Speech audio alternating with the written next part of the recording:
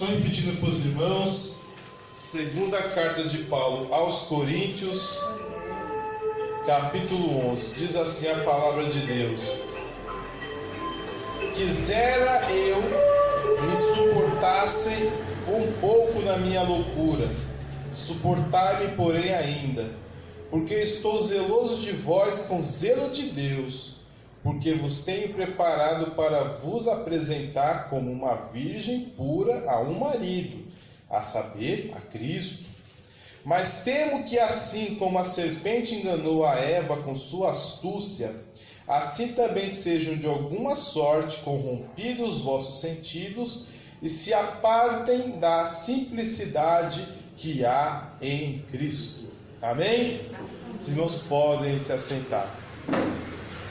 Como adiantei para os irmãos, eu iria pregar coisas que há na igreja e não deveriam haver. Quais coisas que há na igreja e não poderiam haver? Em suma, tudo que não está na palavra de Deus, ou influências de outras religiões, ou influências do mundanismo. Como eu acabei de ler agora, Paulo diz que a igreja ela tem que ser virgem e pura para um só marido, que é Cristo, e que Satanás iria tentar, de alguma forma, assim como tentou Eva, nos tirar, nos corromper os nossos sentidos e nos apartar da simplicidade que há em Cristo. Porque no mundo das religiões, todas as religiões têm muitos rituais, tem muitos simbolismos, tem muitas festas, e são coisas que chamam a atenção há séculos, há milênios de todos os homens. E muitas vezes nós na casa do Senhor, nós somos tentados a tirar a simplicidade que é em Cristo Jesus e colocar coisas novas.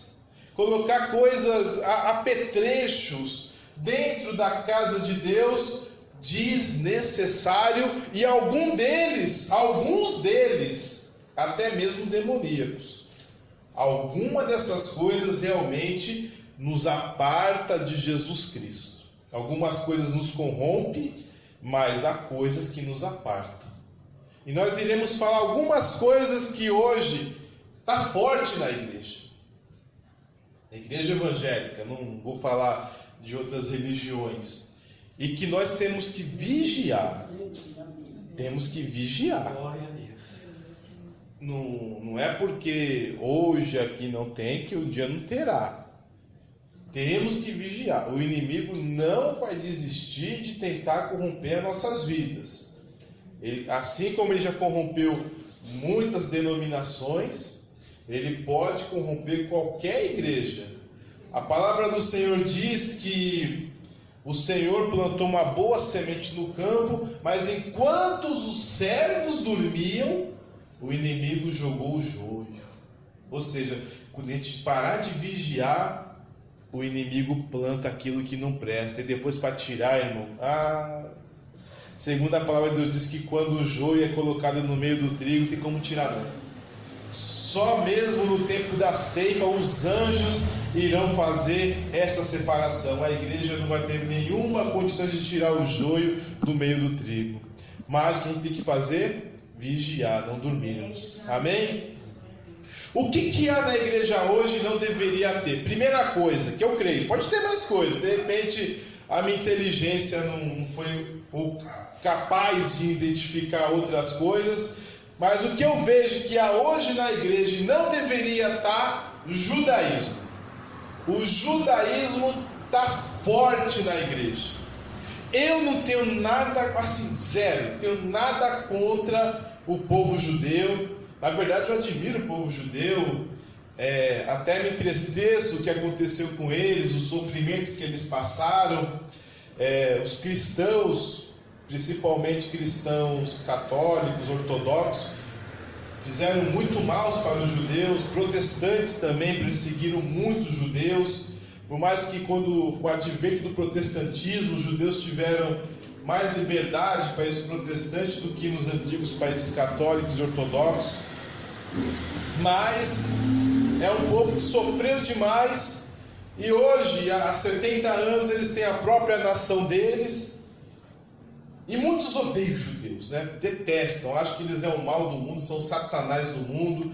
Hitler tentou até acabar com a raça deles, literalmente, porque achavam que eles eram uma sub-raça e poderia contaminar o mundo.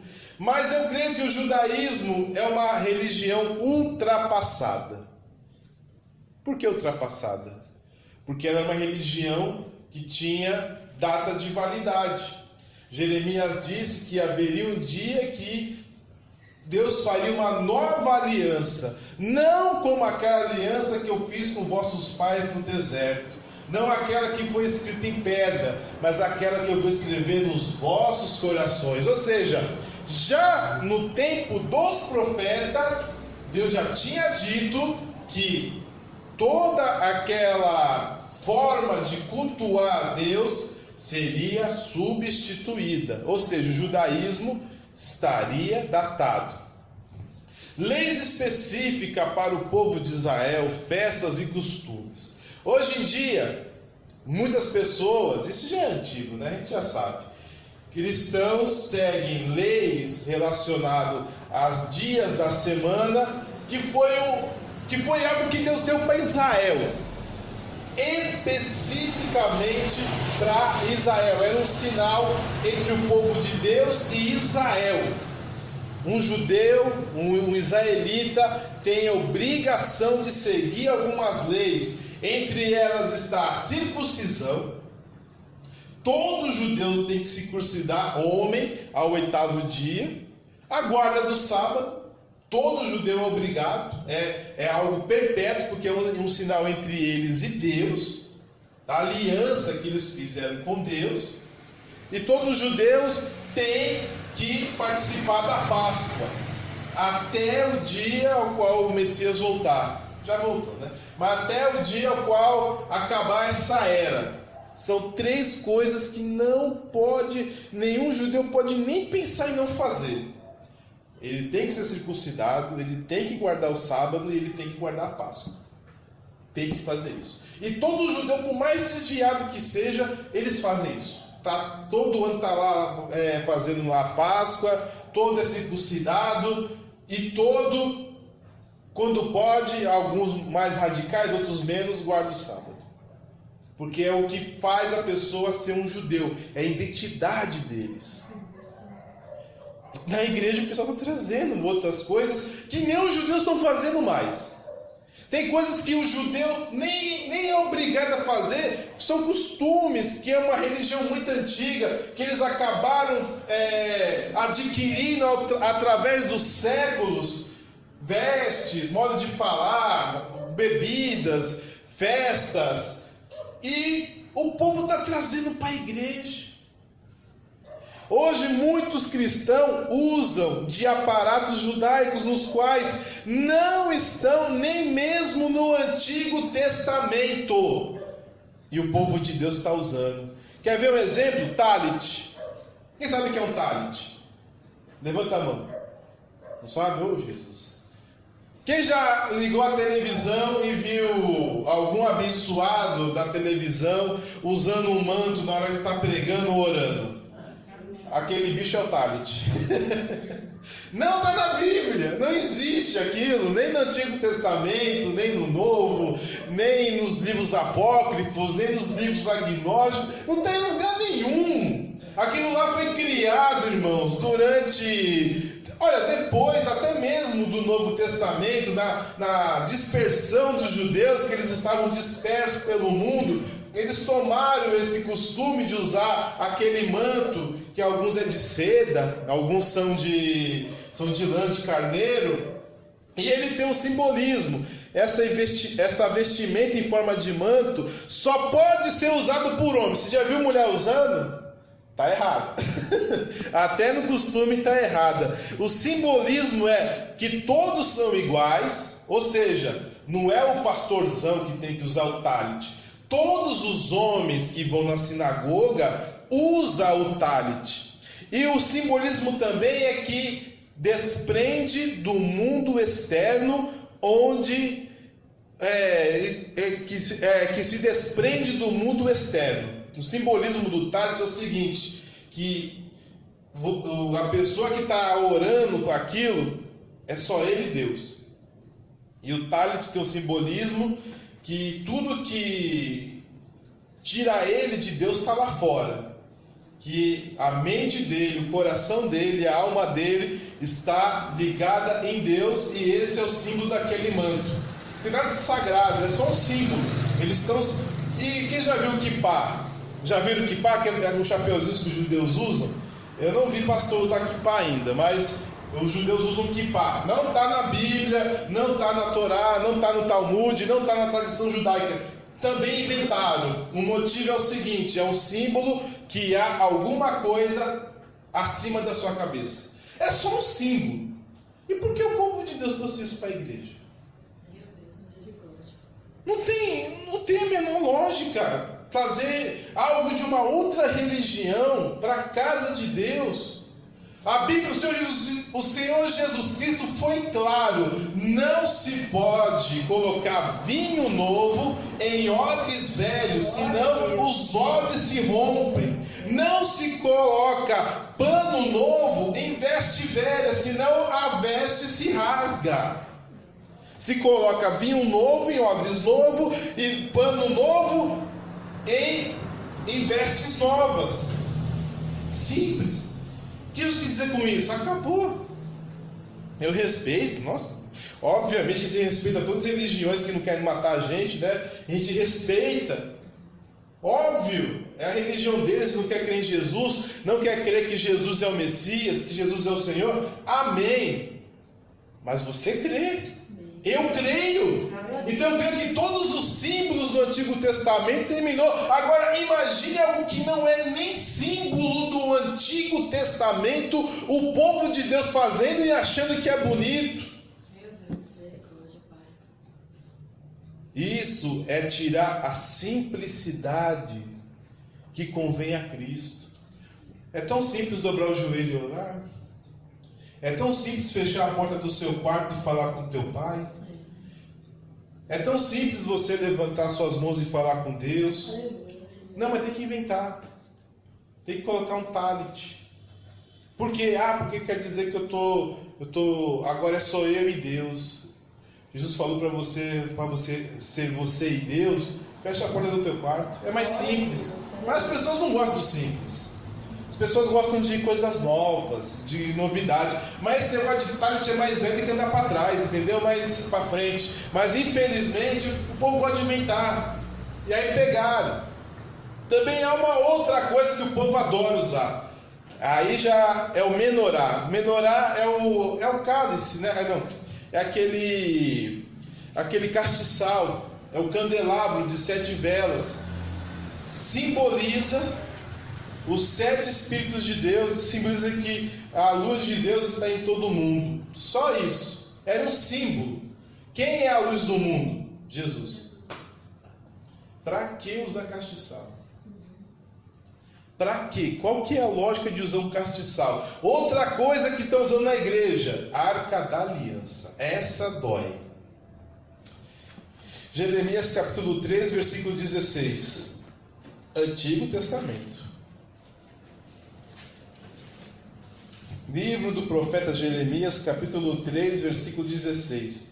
E sucederá que quando vos multiplicardes e frutificardes na terra, naqueles dias, diz o Senhor, nunca mais se dirá Arca da Aliança do Senhor, nem lhes virá ao coração, nem dela se lembrarão, nem a visitarão, nem se fará outra.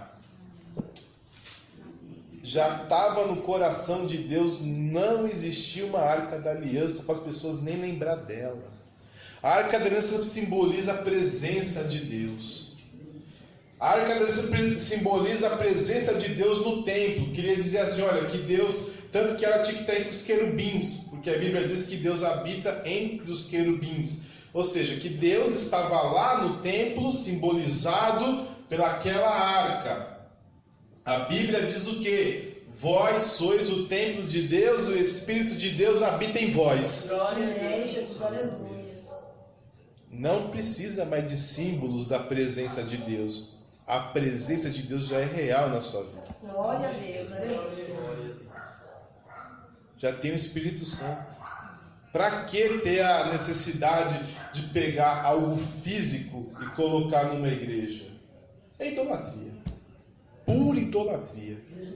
Qual que é a diferença de uma pessoa dobrar o joelho de frente de uma arca da aliança, de frente de um menorá, e um sujeito que ora de frente de um quadro, de frente de uma imagem de gesso? Para mim, nenhuma. Zero. Porque se você for perguntar para algumas pessoas mais esclarecidas dentro do catolicismo romano, eles vão falar que aquilo é só um símbolo. Não, eu não estou adorando a imagem. Eu não estou idolatrando, você está sendo ignorante. Eles falam assim, aquela imagem só me simboliza alguma coisa. Quando eu oro de frente para a Senhora Aparecida, é que o símbolo dela que é a mulher a qual cheia de graça. Eles pensam assim. Eles falam que não estão adorando a imagem em si, mas o símbolo que ela passa de cada santo, quando ora para ser despedido, é porque ele simboliza o impossível. Aí você põe uma arca da aliança e ora de frente de uma arca da aliança com um talit no corpo. Não, mas eu estou orando para Deus. O talit é só um símbolo e a arca da aliança é só um símbolo. Pega uma parecida que é mais barato, por favor. Você está errado. É simples, é só dobrar o joelho, é só falar com Deus.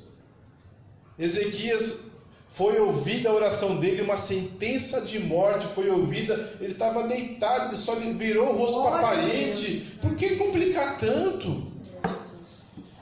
Meu Deus do céu. Mas aí o irmão pensa, mas você está falando a sua opinião. Você está falando aquilo que você acha, de repente a sua cultura evangélica, da sua igreja, da sua denominação. Você é da Assembleia de Deus. A Assembleia de Deus não usa nem cruz sem Jesus morto. A Assembleia não tem o costume de ter simbolismo. Não tinha, né? Mas a sua cultura que você cresceu deve ser assim. Tem alguma coisa na Bíblia? Tem que ter. Vamos ler em 2 Coríntios, capítulo 3, alguns versículos desse capítulo. 2 Coríntios, capítulo 3, os versículos 13 em diante.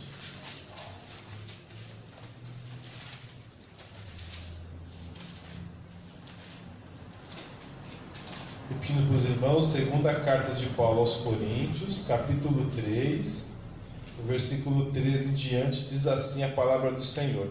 E não somos como Moisés, que punha o véu sobre a sua face, para que os filhos de Israel não olhassem firmemente para o fim daquilo que era transitório. Mas os seus sentidos foram endurecidos, porque até hoje o mesmo véu está por levantar na lição do Velho Testamento, o qual foi por Cristo abolido. Amém? Amém. Velho Testamento foi abolido. A Arca da Aliança acabou. Menorá acabou. Glória a Deus. Templo acabou. Sacrifícios acabou.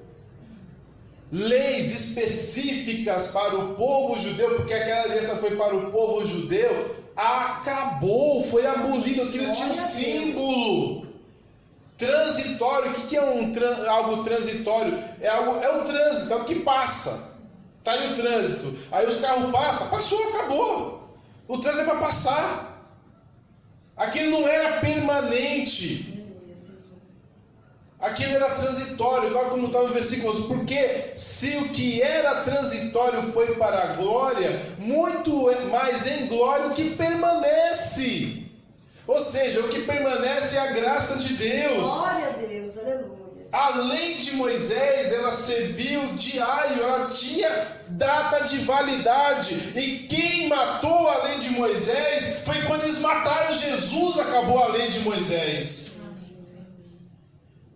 Quando eles mataram Jesus, acabou a lei de Moisés ali.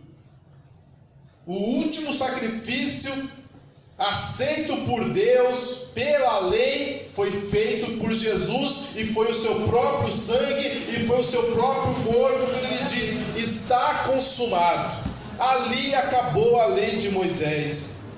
Vamos ler também Colossenses capítulo 2, versículos 16 e 17. Livro de Colossenses, capítulo 2, versículos 16 e 17, diz assim a palavra do Senhor: portanto, ninguém vos julgue pelo comer ou pelo beber, ou por causa dos dias de festa, ou da lua nova, ou dos sábados, que são sombra das coisas futuras, mas o corpo é de Cristo. Qual que era o símbolo da festa das primícias, as festas dos Pentecoste, o dia da expiação, do sábado, da lua nova, daquele montão de sacrifício? Ele apenas apontava para Jesus. Cada coisa. Tem gente que é até especialista em entender qual que é os símbolos de cada festa.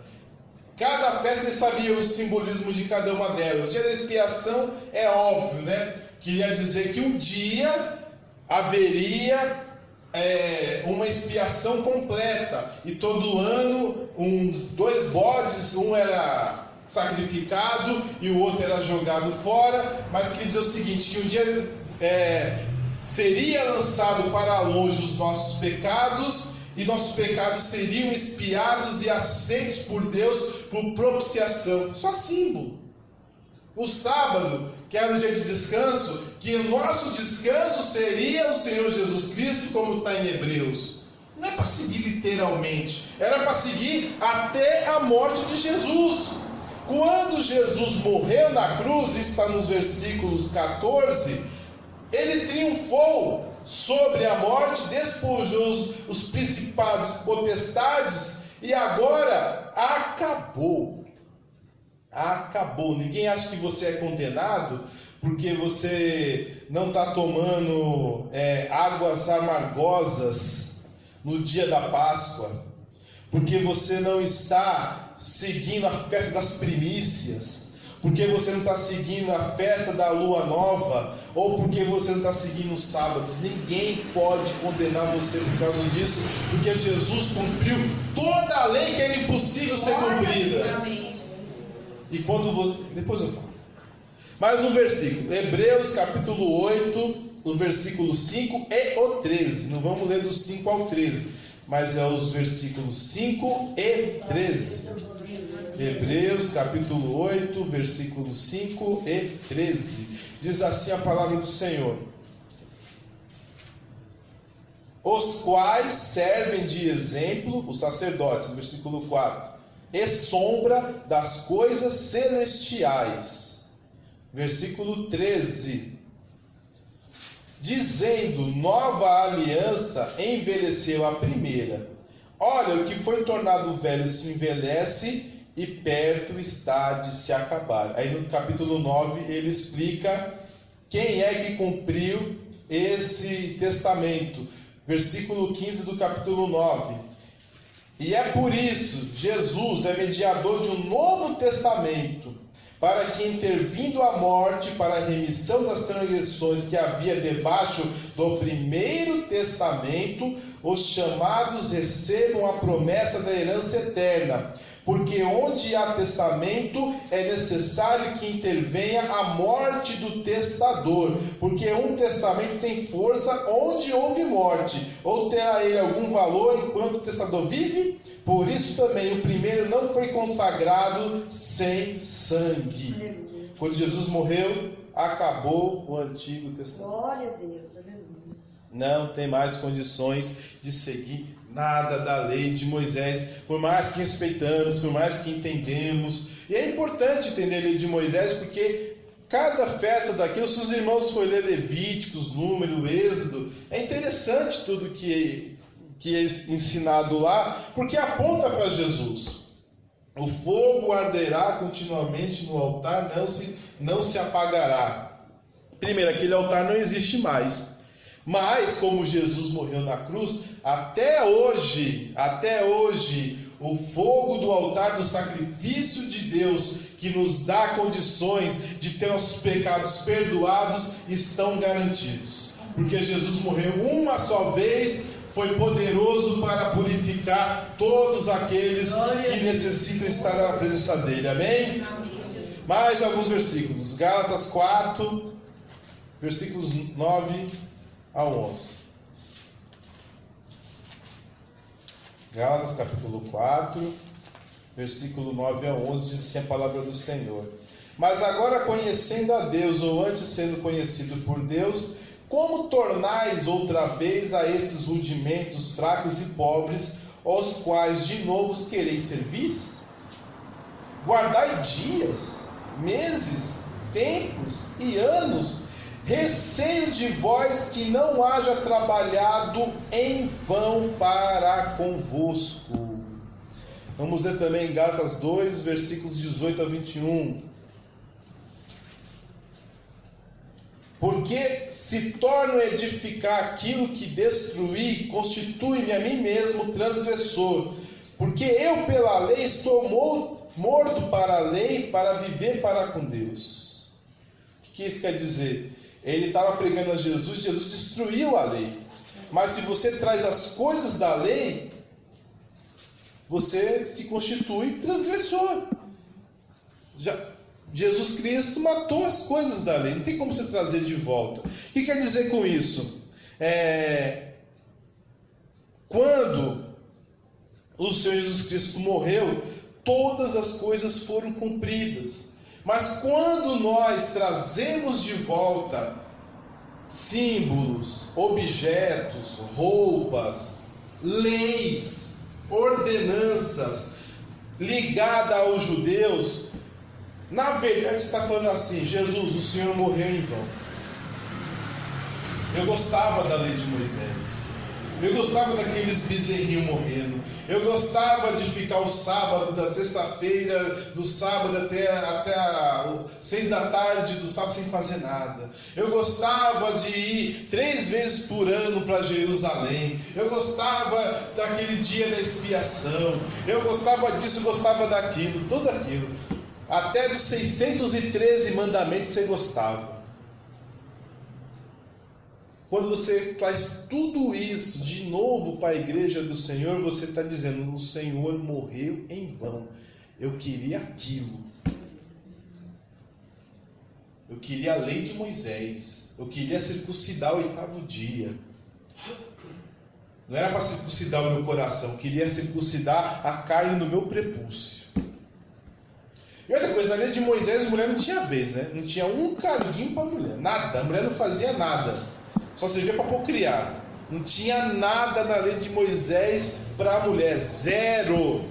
E por que o povo quer tanto ressuscitar a lei de Moisés tocando chofar na igreja? Porque com chofar vai ter mais unção. Se a palavra diz assim, que vós tendes a unção do santo e não necessitais que ninguém vos ensine nada. Nós já temos a unção de Deus. Não tem que inventar moda. É simples. Jejum, oração, leitura da palavra, louvor, leitura da Bíblia. É isso que a palavra do Senhor ensina. Ah, mas é só isso. É simples. Coisas simples não tem frescura. São fáceis. São fáceis. Não tem grande coisa para se fazer. Não tem grandes malabarismo. É ali. Mas é só isso. É só isso. Não tem uma festinha. Não tem. Não tem um símbolo, não tem como colocar uma cruzinha. Não precisa colocar uma cruz. Não tem como pegar alguma correntinha. Não precisa. É você e Deus. Deus tirou todas as sombras e agora é você e o Senhor. Tudo aquilo que te separava de Deus foi tirado. Isso aí era só para as pessoas terem uma noção do que Deus queria fazer hoje na sua vida. Glória a Deus. E que muitos no Antigo Testamento fizeram isso, sem nenhum problema.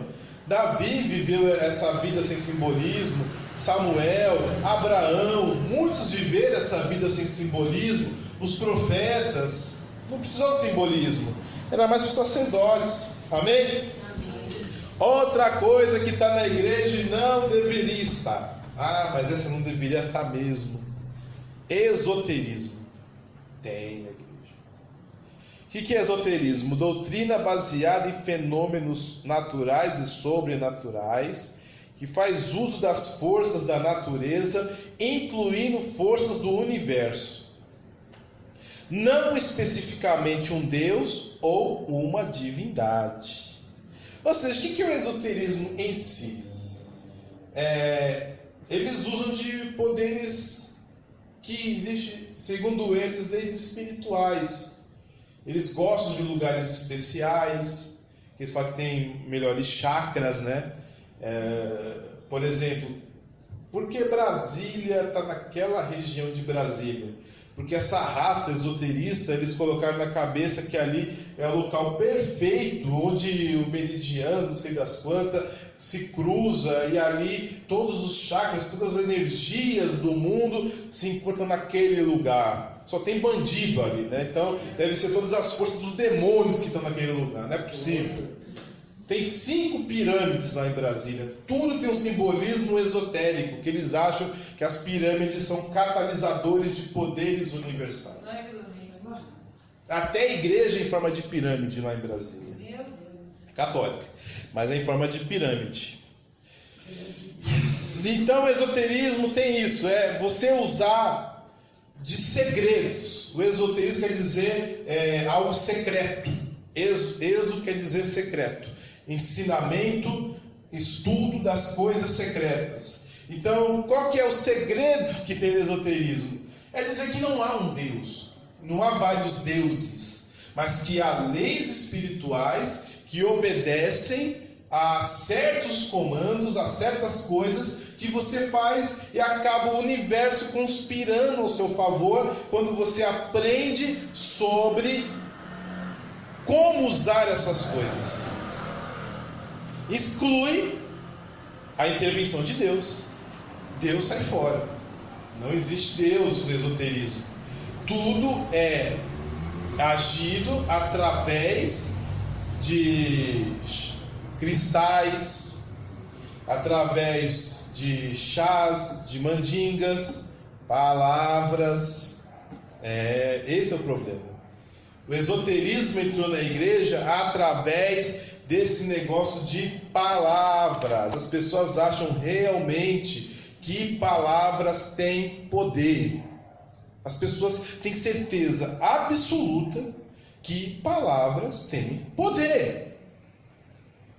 Não está na Bíblia. Você pode falar o que for. Não existe palavra com poder. Ou quem dá, ou é Satanás ou é Deus. Não existe uma lei espiritual de palavras. Como o esoterismo entrou na igreja? Entrou através de um cara chamado E.W. Kenyon. Sec William Kenyon, o nome dele. Ele era de uma religião chamada ciência cristã, que de cristã não tinha nada, que nem acreditava em Jesus. Eles falavam que o poder do universo está na palavra proferida. E esse homem começou a ensinar isso nos anos 30, nas rádios americanas, mas ele não era de nenhuma igreja evangélica. Ele aprendeu isso numa seita esotérica. Muitos crentes ouviram aquilo que esse rapaz ensinava e trouxeram isso para a igreja. Agora eu quero perguntar para você, onde está na Bíblia que se você falar algo vai acontecer? Não está na Bíblia, não existe. Porque como eles ensinam? Vamos sintetizar para você poder entender o que eu estou falando. Existem leis, existe um mundo material, existe um mundo espiritual. Para que as coisas venham para o mundo material, primeiro elas têm que se formar no mundo espiritual. Então, quando você começa a falar, quando você começa a pensar, a decretar, a ordenar, a pedir, as coisas começam a se formar lá no mundo espiritual, e até que se chegue ao mundo material. Se forma no espiritual e vem no material. segundo do que eu ouvi de uma pessoa que aprendeu essa baboseira e é cristão e crê nessa baboseira, ele diz que todos os feiticeiros conhecem isso, que todos os satanistas conhecem isso, que até os comunistas conhecem isso e usam deste poder do mundo espiritual para trazer para o mundo material.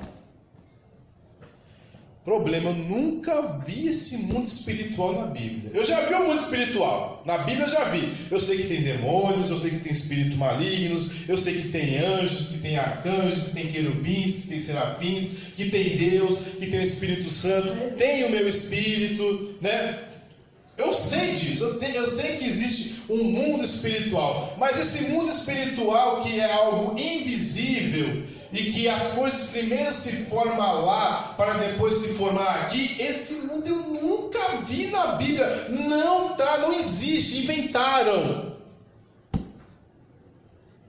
Mas muita gente, quando você fala, eu decreto a minha vitória, eu decreto que eu vou ter um carro novo, eu ordeno um carro novo, mesmo que você fale em nome de Jesus, na verdade você está tirando do mundo espiritual e tentando colocar no mundo material.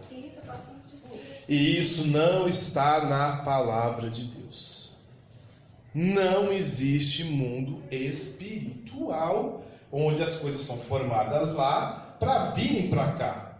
Ou as coisas vêm através do seu esforço, ou as coisas vêm de Deus, ou as coisas vêm de demônios. Simples.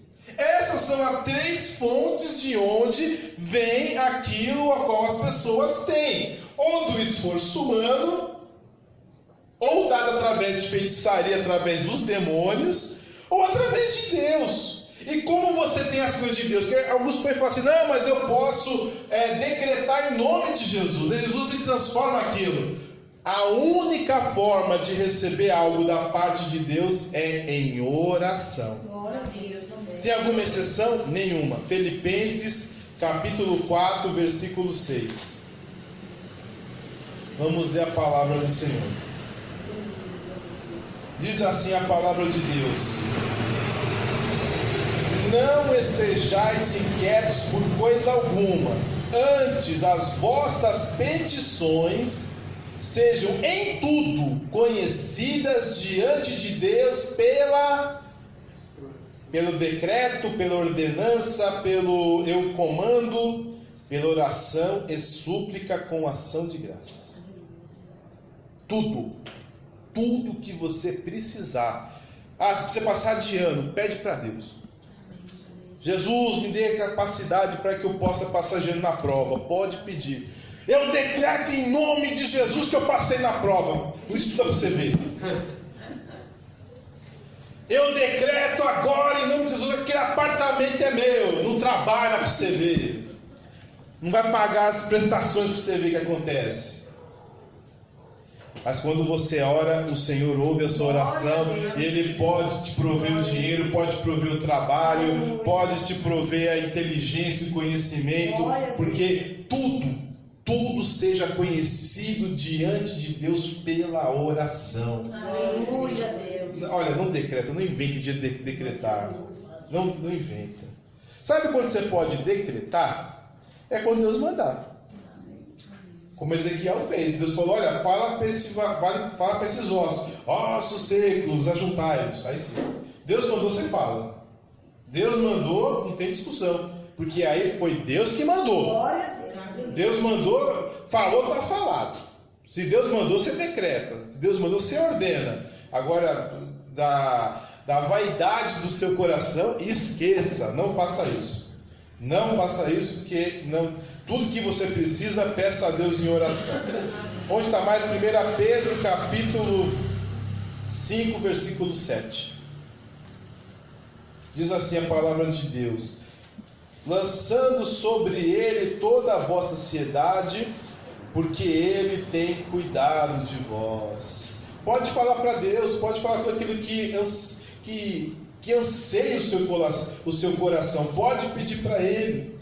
Em 1 João capítulo 5, 14 também tem um versículo muito interessante. Diz assim a palavra do Senhor: E esta é a confiança que temos nele, em Jesus, que se perdimos alguma coisa, segundo a sua vontade, ele nos ouve.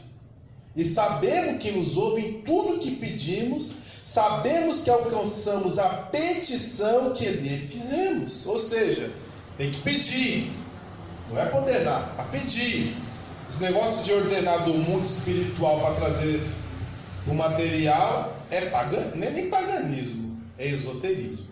Porque o paganismo é acreditar em forças, transformar a lua em um deus, o sol em um deus, o planeta em um deus, a vaca num deus, o rio num deus. Isso é paganismo, é transformar coisas que a gente vê, coisas naturais, em deuses. Isso é paganismo.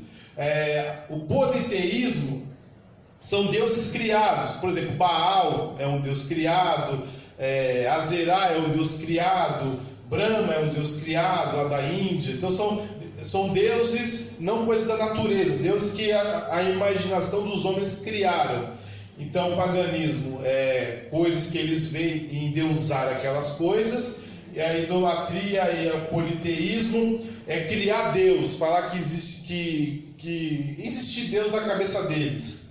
E o esoterismo é dizer que não existe Deus coisíssima nenhuma, mas que existem leis espirituais que agem no material. Isso é triste, porque eu ouvi de pessoas até que eu gosto, que até ouço, que eu aprendo, que ele ouviu no esoterismo e trouxe para a igreja.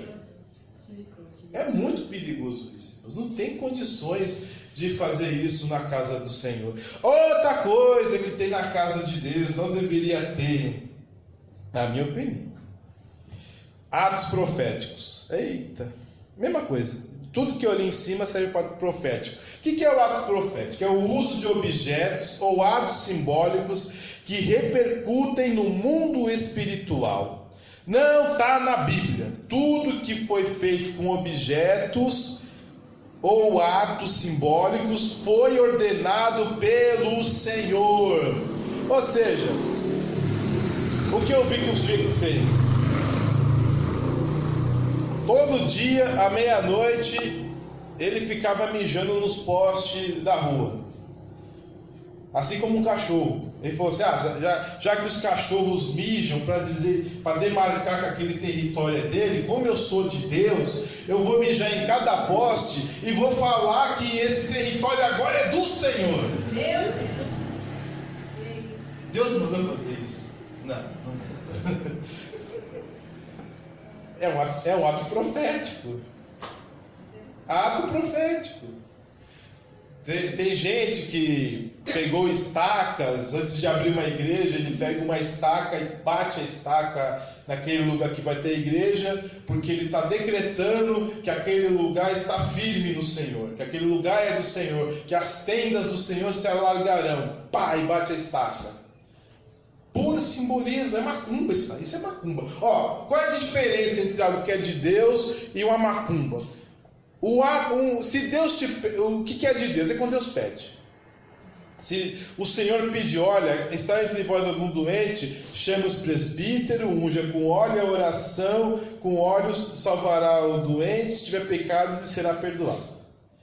O que Deus mandar, eu creio que é ato profético. O que você imagina na sua cabeça que tem um simbolismo que vai repercutir no mundo espiritual para trazer para o mundo material, é macumba. É feitiçaria da pesada, feitiçaria da brava. É fazer o quê? O que é feitiçaria? É tentar influenciar a Deus. É fazer o que Deus não mandou e mesmo assim achar que pode influenciar a Deus com isso. Ato profético existe? Pode existir. Mas é que Deus tem que mandar você fazer. Deus tem que mandar. E tem coisas que Deus manda as pessoas fazer. Tem coisas que Deus fala, olha, faça tal coisa. Faça isso, faça aquilo. E jamais Deus vai pedir alguma coisa que é pecado. Esquece. Teve um abençoado. Foi uma vergonha. Se você colocar no YouTube, você vai achar essa vergonha. Que uma abençoada em Cristo Jesus, num sonho, Deus revelou que ela tinha que engravidar do pastor. Problema, o pastor era casado e ela também era casada. E o pastor engravidou, porque Deus mandou. Aí o repórter foi falar com o pastor que fez isso. Aí o sujeito tinha algo na Bíblia para falar isso. Livro de Oséias, capítulo 3, versículo 1. O Senhor me disse: vai outra vez a uma mulher amada do seu amigo, contudo... Eu queria que os irmãos achassem. Achou? Lê, por favor. E o Senhor me disse: vai outra vez, ama uma mulher amada de seu amigo e adúltera. Como o Senhor ama os filhos de Israel, embora eles olhem para outros deuses e amem os bolos de uvas. Amém. Aí ela deu uma engasgada, mas o pastor leu errado, contudo adultera. E quis dizer que a mulher era adúltera. Era para amar uma mulher adúltera, não para adulterar com uma mulher.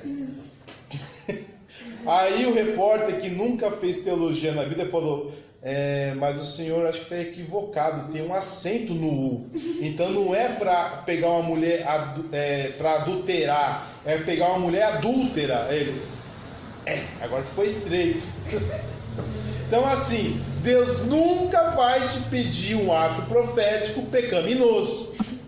Deus nunca vai pedir para você se prostituir, para você adulterar, para você mentir, para você passar ridículo. Deus nunca vai pedir qualquer coisa dessas, porque Deus pede para nós sermos sóbrios e darmos bom testemunho. Então qualquer idiotice de ficar mijando em poste, Deus jamais vai te pedir, porque Deus não é idiota. Ele vai pedir isso para você. Para terminar, terceira coisa que tem na igreja e não poderia estar na igreja, não poderia: entretenimento. Tem na igreja? Tem, não deveria estar. Qual que é a moda? Stand-up comedy gospel. Comédia em pé evangélica, em bom português. Stand-up comedy gospel. Comédia em pé evangélica. Comédia em pé evangélica. Isso é fazer o quê? O que é o stand-up? Ele não conta aquelas piadas pesadas. Ele faz graça das coisas do dia a dia. Tá tendo fila para pegar combustível. Aí o pessoal tá nervoso. Aí um cara bateu em mim, eu fiquei bravo, eu bati nele. Aí todo mundo dá risada, entendeu? Stand-up gospel, fazer graça com as coisas da igreja, com as coisas de Deus, com as coisas dos crentes. Mas ele é bom humor, irmão Marcelo. Qual que é o problema do bom humor?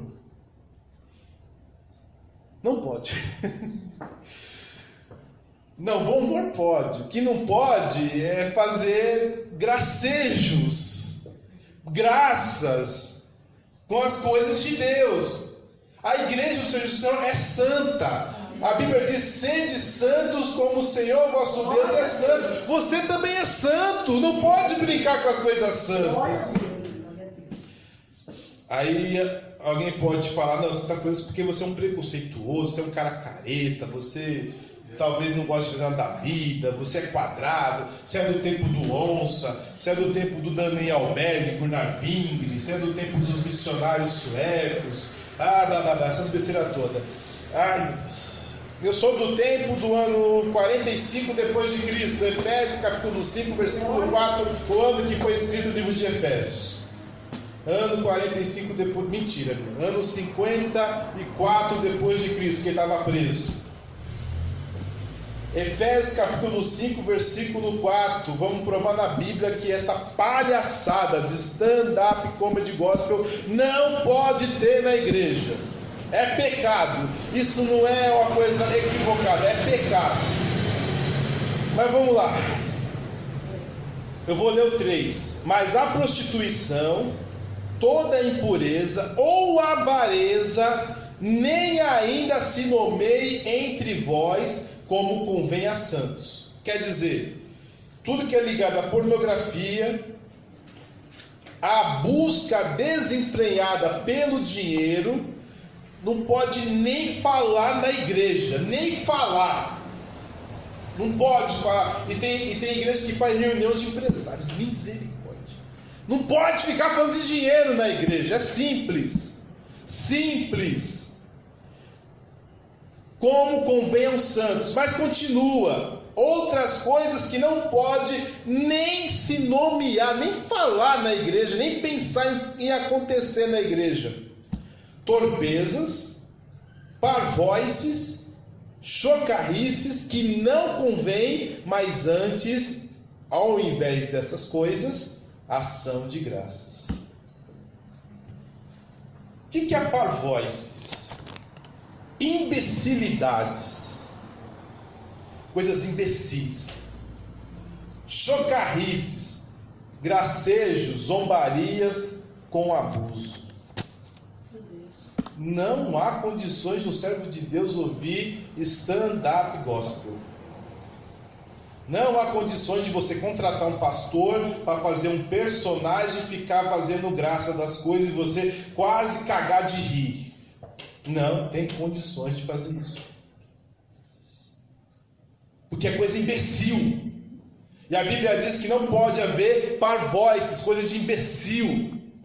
Coisas idiotas na casa de Deus, chocarrice, gracejos, zombarias, piadas na casa de Deus. E o povo está levando piada para a casa de Deus, está levando parvoices para a casa de Deus. E Paulo falou que não pode nem se nomear, não pode nem pensar, não pode nem chegar perto disso. E hoje ninguém vê problema, misericórdia.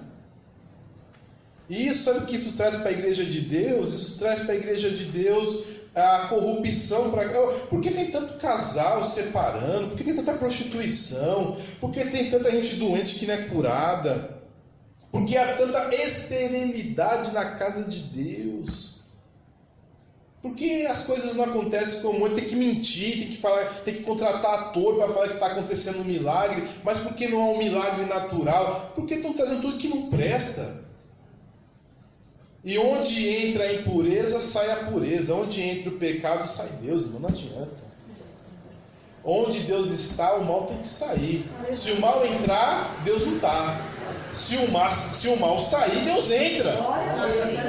É simples. A luz não se mistura com trevas. O povo de Deus coloca a prostituição, coloca a impureza, coloca a avareza, coloca torpezas, parvoices, chocarrices na casa de Deus. Você acha que Deus vai estar no meio desse? Não vai estar. Esquece. Essas coisas não haverá na casa de Deus. Para terminar, outra coisa, eu não sei se vai ser algo contraditório isso que eu vou falar, polêmico, que está na casa de Deus, não deve. E não esqueci não que esqueci, é que não coube no papel. Não pode estar na casa de Deus. Teatro. Mas é tão bonitinho. Mas teve um teatro que eu vi que as irmãs fizeram, mas me edificou tanto. Gostei tanto do teatro do Abraão, dos jovens desviados. Aí mostrava o inimigo na mão, o jardim do inimigo. Ai, meu Deus. Por que o teatro é errado? É preconceito meu? Olha, eu vou ser sincero. O stand-up eu gosto. A minha carne gosta de stand-up. Eu gosto de ver besteira. Eu evito muito ver besteira, porque eu gosto de ver besteira. Eu gosto de ver luta, eu gosto de ver briga, eu gosto de ver tiro. Coisa do capeta. Mas a minha carne gosta.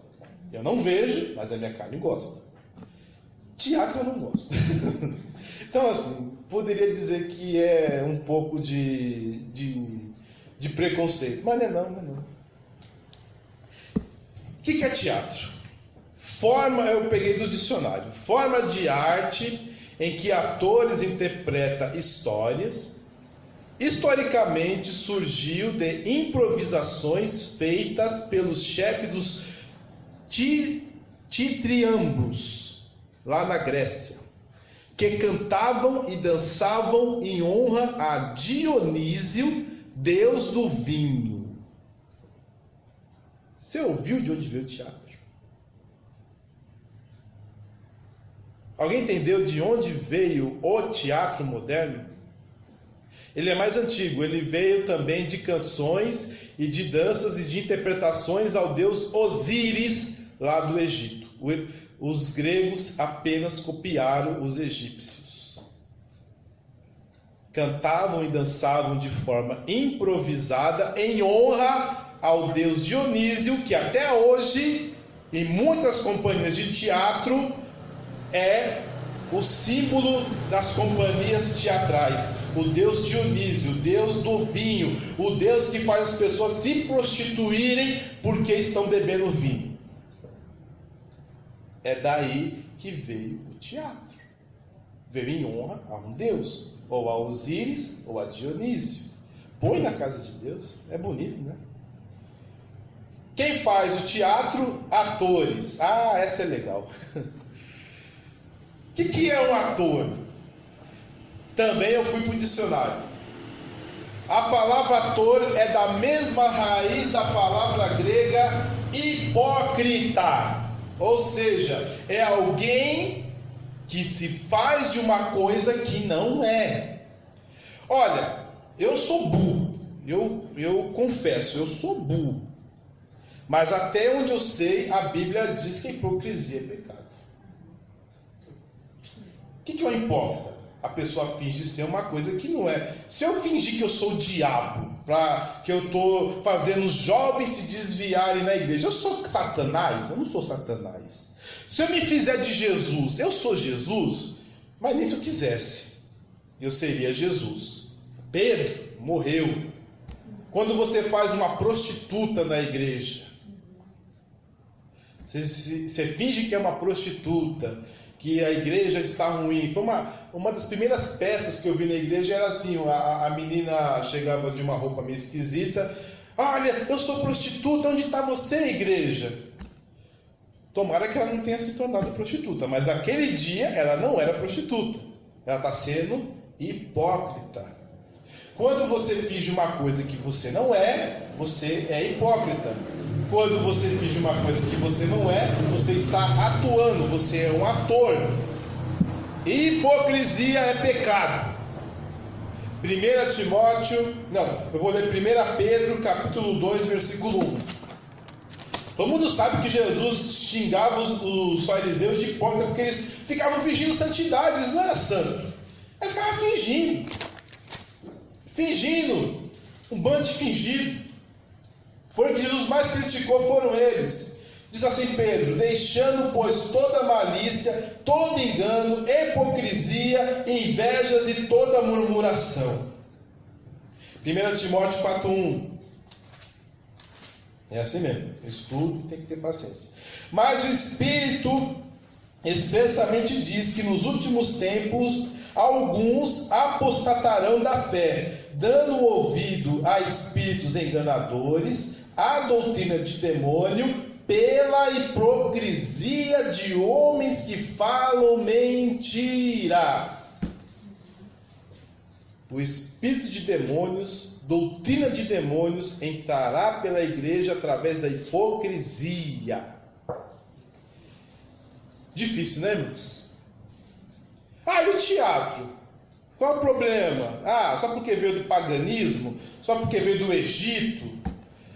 Irmãos, a palavra do Senhor diz que não podemos comer da mesa dos demônios e da mesa do Senhor. 1 Coríntios capítulo 10, versículo 20. Eu vou ler para os irmãos.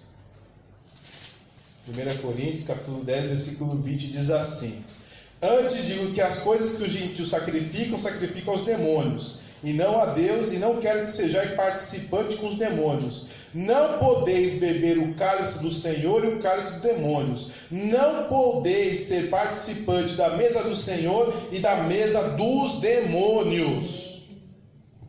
Jeremias 10:2 diz uma coisa muito interessante. Jeremias capítulo 10, versículo 2. Assim diz o Senhor: Não aprendais o caminho dos gentios, não vos espanteis dos sinais do céu, porque com eles se atemorizam. Porque os costumes dos povos são vaidades, pois corta-se no bosque um madeiro, obra das mãos de um artifício, feito com um machado. O que diz Jeremias: não copiar dos costumes idólatras que há nos povos ao derredor de Israel.